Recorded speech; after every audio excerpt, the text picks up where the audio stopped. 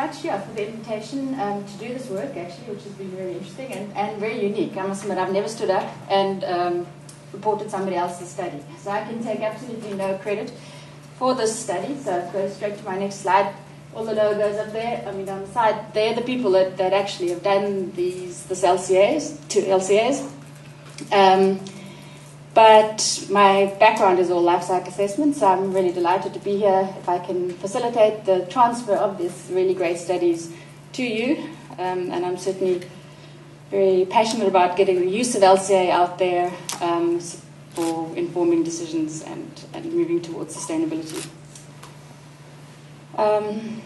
So before I sort of dived into the studies, I thought it may be worth taking a step back and saying, well, we've said LCA many times now. What is LCA? Why would you even want to do something called the life cycle assessment?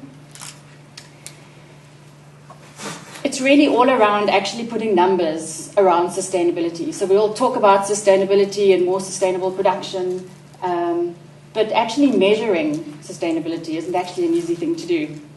So life cycle assessment is really around revealing your environmental impacts and actually putting numbers down. Because even if they're not always the most accurate numbers, and often somebody else comes up with slightly different numbers, once you have numbers, then you have something to measure against, something to perform against, something to compare other products against. So it's really around the metrics of sustainability, I often call it.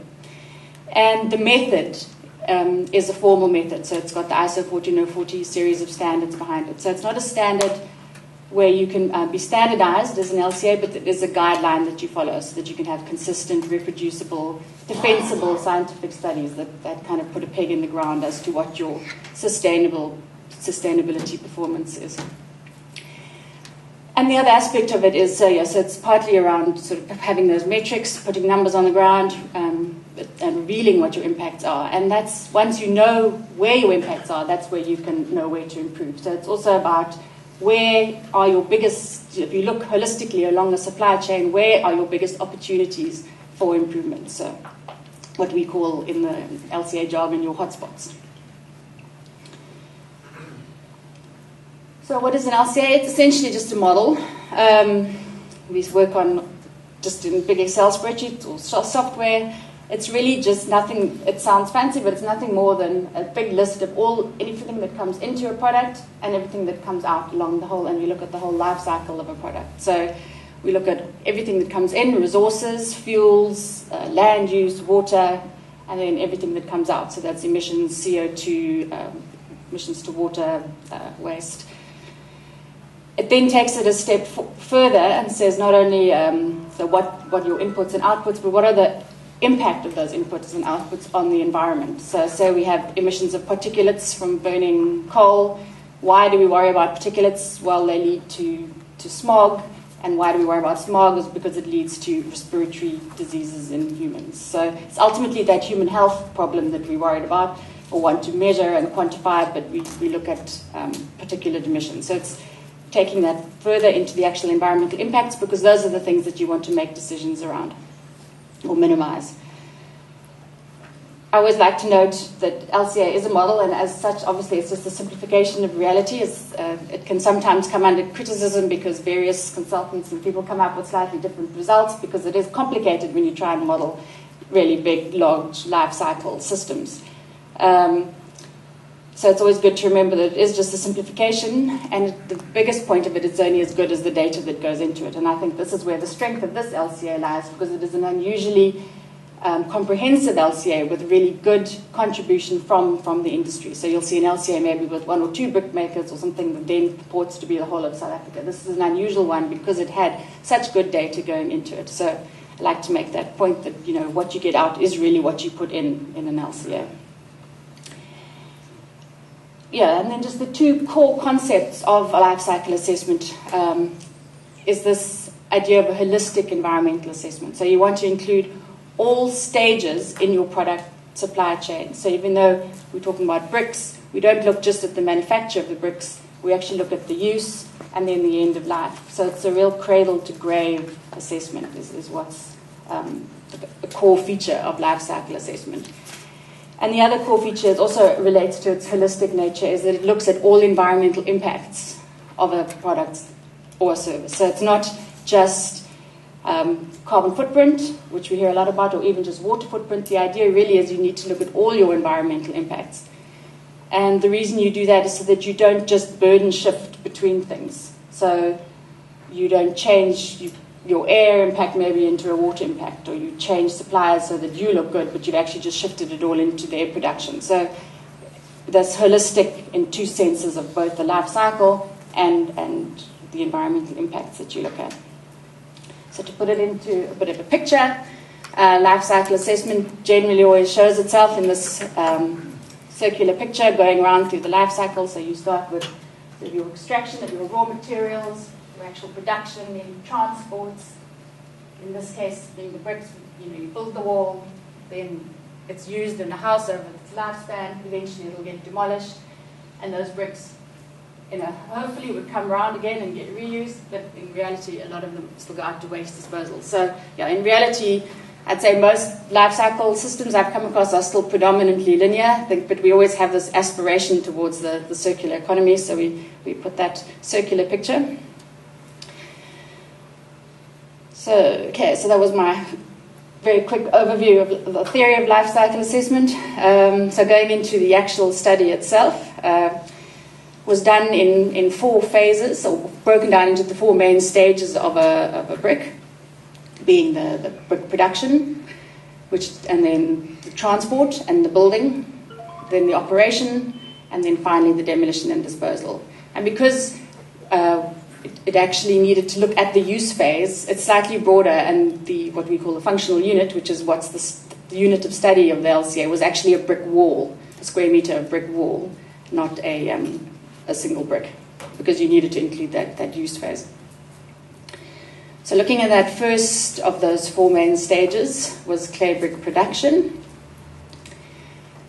And those are the main stages that the date that it was done in. So it's clay extraction, includes clay stockpiling, preparation and mixing, brick extrusion, drying, firing, and then sort of more overarching factory overheads. In reality, often it's difficult to make those breakdowns, because if you had just your site-wide data, so it isn't always neatly in those, but those are all the ones that were the stages were included, or aimed to be included. As I said, this is probably where it intersected with a lot of you guys, because it was detailed data collection via survey of operational brick makers. Really successful, because 86 out of the 102 operational brick sites provided data into the study, which is estimated to cover 95% of bricks in South Africa. I didn't include the estimated 3% from the informal sector, but 95%, I'd say, is really unusually high and comprehensive for a life cycle assessment study. As you may be aware, if you were the ones that filled out the survey, but it was really detailed data that Greg from University of Pretoria would have wanted out of you. So it was all the materials, fuels, any energy, electricity, gas, sort of everything that goes into your factories, production sites, as well as all the transport. So where did the materials come from when you transport to your factory site? How much were the bricks? How are the bricks transported? How far? As well as sort of technical information about your processes. So it's a very detailed questionnaire. So it is impressive that so many people took the time to respond to it or engaged with it.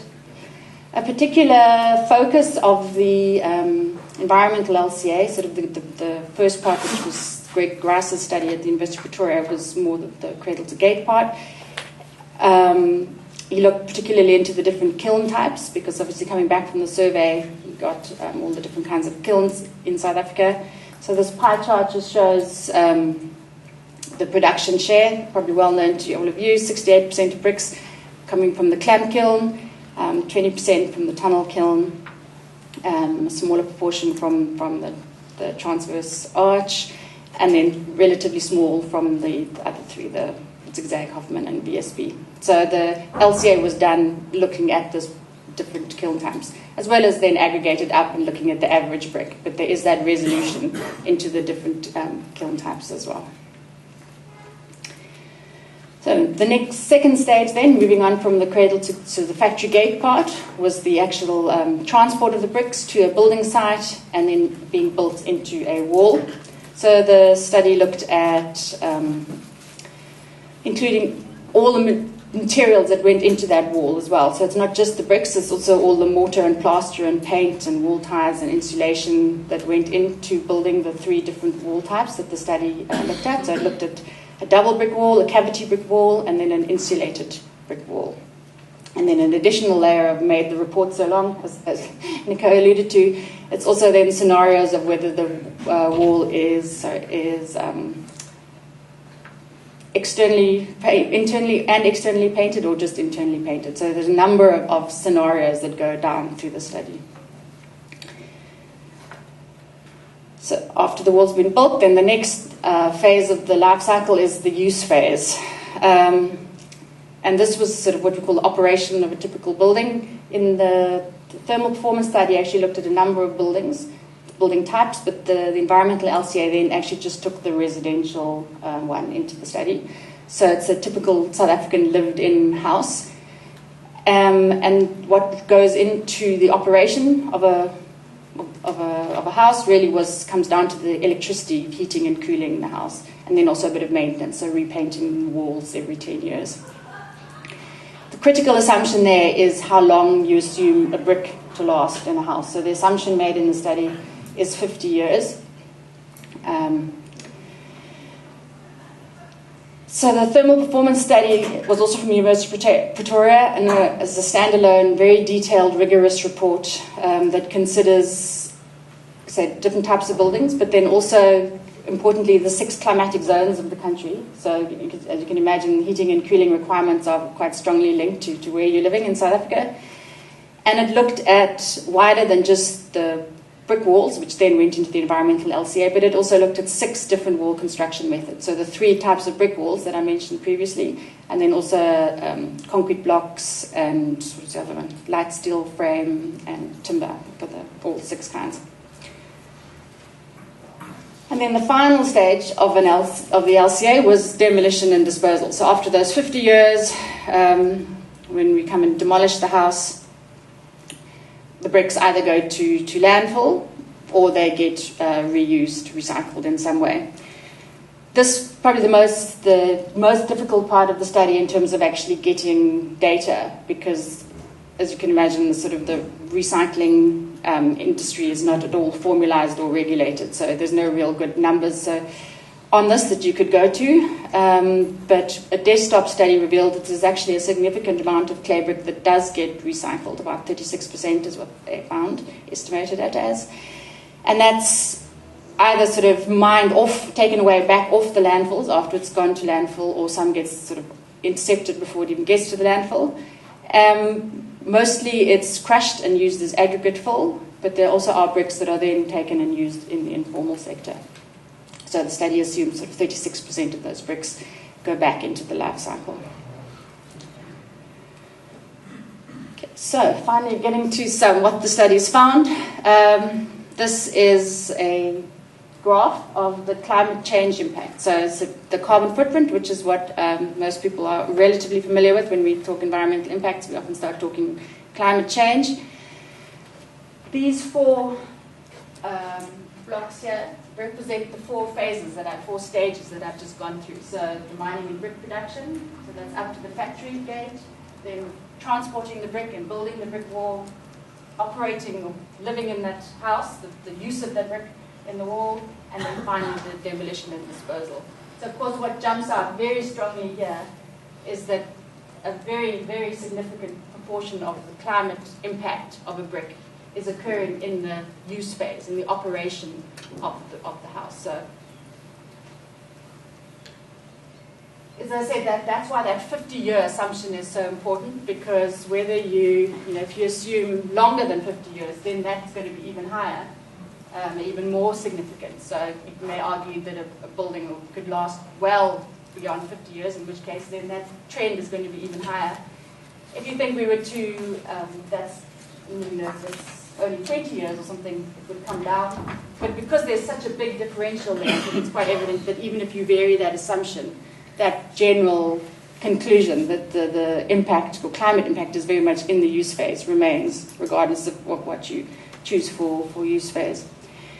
I haven't got, as I said, the important thing of LCA is not just to look at carbon footprints, but I don't have the other graphs because they all look actually almost exactly the same, practically identical. If you look at the ecosystem impacts, the human health impacts, and the resource use, they come out pretty much identical, and that's because it's the energy use that's dominating all those impacts. So in South Africa, with our coal-based electricity, anything that uses electricity uses a large amount of coal, so that's why that use phase is so high. It's the electricity and coal use, and coal has a very high human health impacts, and it dominates ecosystem impacts, and it dominates resource use. So you get almost the identical picture for all the impacts. So I don't have them reproduced again, but that's what you would see. So if I now zoom in on just that first, because the mining and brick production is possibly what's of biggest interest to this audience. So this next graph looks just at that first cradle to gate phase, so up to manufacturing the brick, and it's broken down into the individual kiln types, as I said. So that study looked at, because the survey gave data back on the different kilns, now that's for each of the different kilns. The different colours here, that's the clay. If you recall that slide, I have all the steps that were taken in the brick production phase. That's the brick drying and firing part. That's clay extraction, preparation, and stockpiling. And the small grey one is transporting bricks and materials as well, and factory overheads. So so very much here for climate impact. It's not very much from the brick drying and firing, so it's 88% is on average across all the kilns. So for an average South African brick weighted according to production, then 88% of the climate impacts in the brick drying and firing, 10% from clay extraction and stockpiling, and 2% just from transport and factory overhead. So fairly what you'd expect really in that the drying and the firing is where you're actually burning the coal. That's where the CO2 is coming out, so that's where the climate impact is going to sit. To put carbon footprint in some sort of something more tangible, because it's telling you that a brick has a carbon footprint of 0.74 kilograms CO2 equivalents, may not mean a huge amount to anybody, but it's essentially about the same carbon as boiling 5 household kettles. So each of your bricks is the equivalent carbon of boiling your kettle 5 times. Looking at the other impacts, as I said, not only wanting to look at carbon footprint all the time, you get slight, this is for ecosystem impacts, which can be traced more back. Again, the coal use is so critical, is influential in very much in the brick production. So the ecosystem impacts can actually be traced back also to the coal, but largely actually back to the coal mining impacts is where the ecosystem impacts occur. So because you use coal, you cause impacts back at the coal mine. You see a slightly different trend there between the kilns and the life cycle, the stages within brick production. And that's human health. Again, that's very similar to the carbon footprint picture. Slightly different trends between the kilns. The health impact primarily influenced by respiratory diseases caused by burning the coal. So it's the gases and the particulates from the coal that are the impacts giving rise to human health impacts. And finally, non-renewable resources. So that's all the fossil fuel use, also slight changes between the kilns.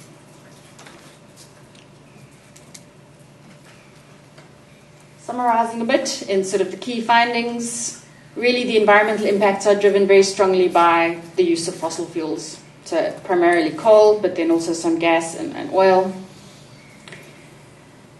Because the coal gives rise to CO2 emissions, so climate change, there's ecosystem impacts from actually mining the coal, and there are associated emissions that cause respiratory disease, respiratory emissions, all the smog causing gases. The other really big finding, obviously, is the biggest impact is in the use of the brick, and that's due to that electricity used for heating and cooling. The highest production impacts occur in the kiln, where there's the majority, the biggest, where the coal actually gets burnt and the emissions come out, so that's also kind of intuitive. And that the kiln technologies have different life cycle impacts. As you saw, they went up and down. No one technology was consistently best across all the impacts, actually. So those 4 graphs actually are really summary graphs. If you go into the big technical report, human health can be broken down into a number of sub-impacts, like respiratory diseases and carcinogenics. And so you can go and see, and it's up and down. It's no one is always better, but it's the continuous firing technologies that tend to be one or other of the best performers.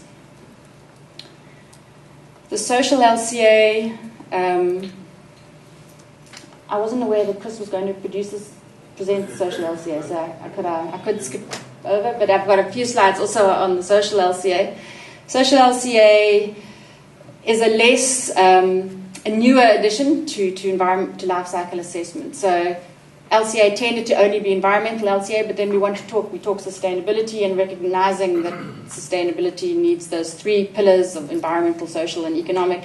The tool has been broadened to include social LCA, but it's less well established. So again, it's really quite groundbreaking. I'm aware of one other social LCA that we've done in South Africa, so I think it's really great that it's and groundbreaking that the Clay Brick did the social LCA as well. That's following these UNEP guidelines for social life cycle assessment, so there's no standard for social LCA yet, but there are some guidelines that UNEP produced a few years ago. The social LCA also a really good response from the industry, with 89 manufacturers contributing to the study. So the methodology that UNEP puts forward, you look at all stakeholders on the Clay Brick value chain. So the current social LCA study only went to Gate, although there is a follow-on study coming. And you look at all stakeholders, so that includes the value chain actors, so that would be you guys, the actual brick manufacturers. Then you look at the workers and the community, the local community that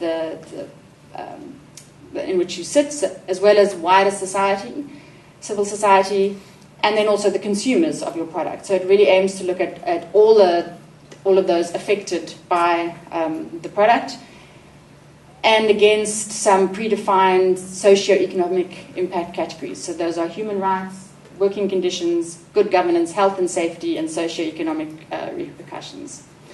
The trouble with the social LCA, it's really less easily measurable than an environmental LCA. So we can measure kilograms of coal and quite easily work that towards kilograms of CO2 that comes out, and that into an impact that gives rise to global warming potential and climate change. It's much harder when you look at something like human rights. How do you actually measure human rights? So it tends to come out into much more of a qualitative assessment. So there are a few things that you can actually quantify, like jobs, but generally it's more and money spent. It's one of the few ways in that you can actually quantify socio impact. But generally it turns into a more qualitative assessment, which then becomes quite challenging when you want to combine the environmental LCA and the social LCA together. So this slide just looks at quite a large list, the number of things that you can actually then measure in a social LCA. So if we had, like I said, we had human rights, which is like how do you actually go about measuring it or quantifying or getting a feel for human rights, then you have these categories here. You can see these tiny little icons, but freedom of association and collective bargaining is one way.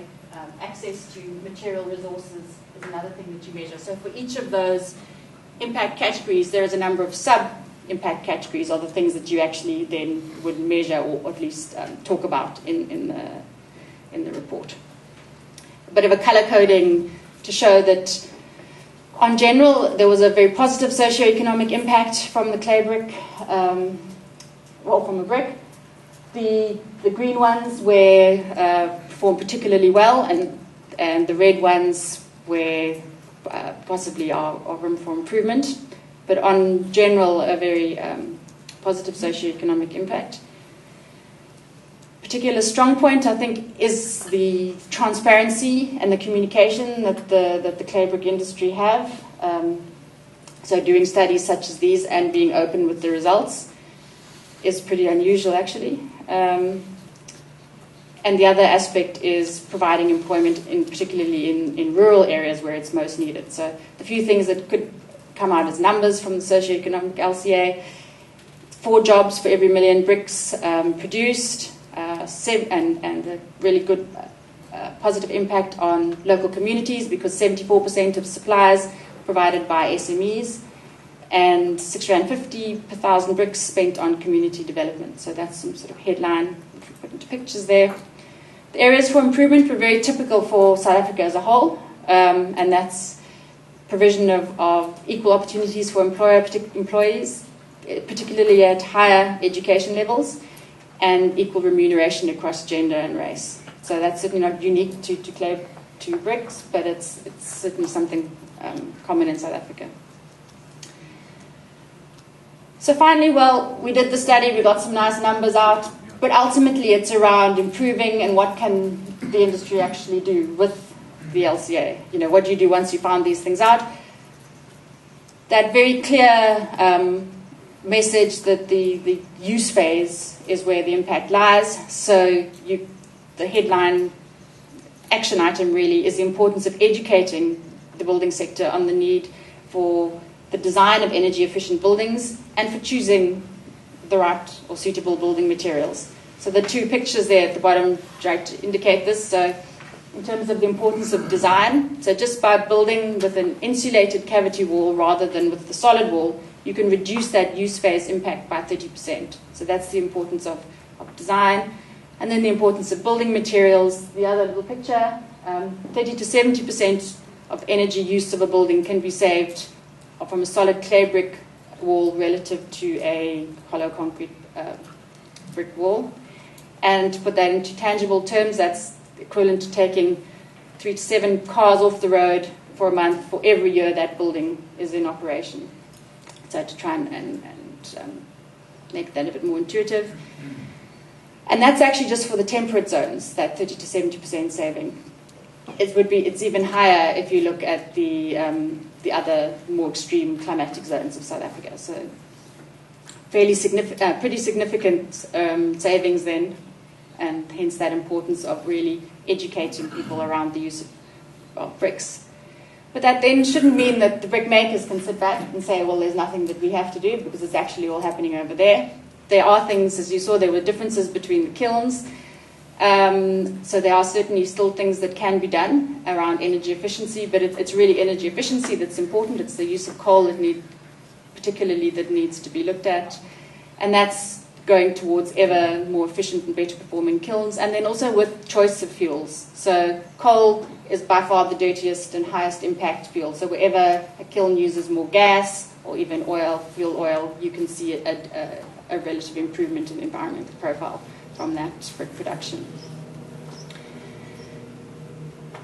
But just, going back to the same point again, really, but emphasizing this importance of the use phase. So even if you changed from the very worst performing kiln to the best performing kiln, it would be like taking 38 cars off the road. Then this is per square meter of brick wall. But if you changed from a solid wall to a double cavity wall, you could it's the same as removing 190 cars off the road. So again, so just emphasizing the relative improvement potential options across the life cycle.